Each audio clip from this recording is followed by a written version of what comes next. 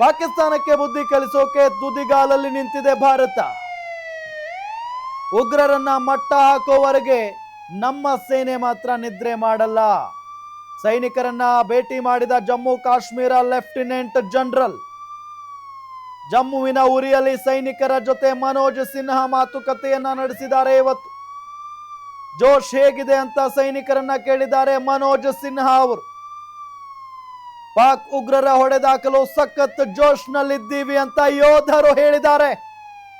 ಪಾಕಿಸ್ತಾನಕ್ಕೆ ಬುದ್ಧಿ ಕಲಿಸೋಕೆ ನಮ್ಮ ಭಾರತೀಯ ಸೇನೆ ತುದಿಗಾಲಲ್ಲಿ ನಿಂತಿದೆ.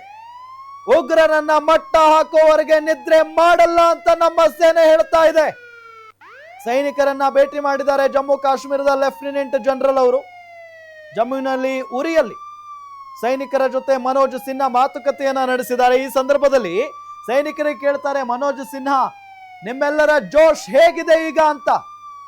ಪಾಕ್ ಉಗ್ರರ ಹೊಡೆದಾಕಲು ಸಖತ್ ಜೋಶ್ನಲ್ಲಿದ್ದೀವಿ ಅಂತ ಹೇಳಿ ಯೋಧರು ಹೇಳ್ತಾರೆ. ಈ ಸಂದರ್ಭದಲ್ಲಿ ಅಂದ್ರೆ ಫಿಕ್ಸ್ ಆಗ್ಬಿಡಿ, ಪಾಕಿಸ್ತಾನವನ್ನ ನಿರ್ಣಾಮ ಮಾಡೋದು ಗ್ಯಾರಂಟಿ ಅಂತ ಹೇಳಿ. ಹೌ ಇಸ್ ದ ಜೋಶ್ ಅಂದಾಗ ಸಖತ್ ಜೋಶ್ನಲ್ಲಿದ್ದೀವಿ ಸರ್ ಅಂತ ಹೇಳಿ ಘೋಷಣೆಯನ್ನ ಕೂಗ್ತಾರೆ. ಆ ಜೋಶ್ ಹೇಗಿದೆ ಅಂತ ಹೇಳಿ ಅವರು ತಮ್ಮ ಉತ್ಸಾಹವನ್ನ ವ್ಯಕ್ತಪಡಿಸ್ತಾರೆ ಲೆಫ್ಟಿನೆಂಟ್ ಮುಂದೆ.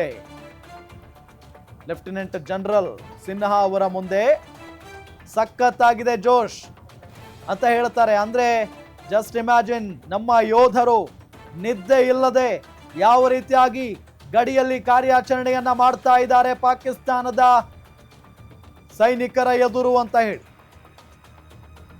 ಜಮ್ಮುವಿನ ಉರಿಯಲ್ಲಿ ಸೈನಿಕರ ಜೊತೆಗೆ ಮನೋಜ್ ಸಿನ್ಹಾ ಮಾತುಕತೆಯನ್ನ ನಡೆಸಿದ್ರು. ಜೋಶ್ ಹೇಗಿದೆ ನಿಮ್ದು ಅಂತ ಕೇಳ್ತಾರೆ. ಈ ಸಂದರ್ಭದಲ್ಲಿ ಉಗ್ರರನ್ನ ಹೊಡೆದಾಕೋದಕ್ಕೆ ನಾವು ಸಖತ್ ಜೋಶ್ನಲ್ಲಿದ್ದೀವಿ ಕರ್ನಲ್, ಜನರಲ್ ಅಂತ ಹೇಳ್ತಾರೆ.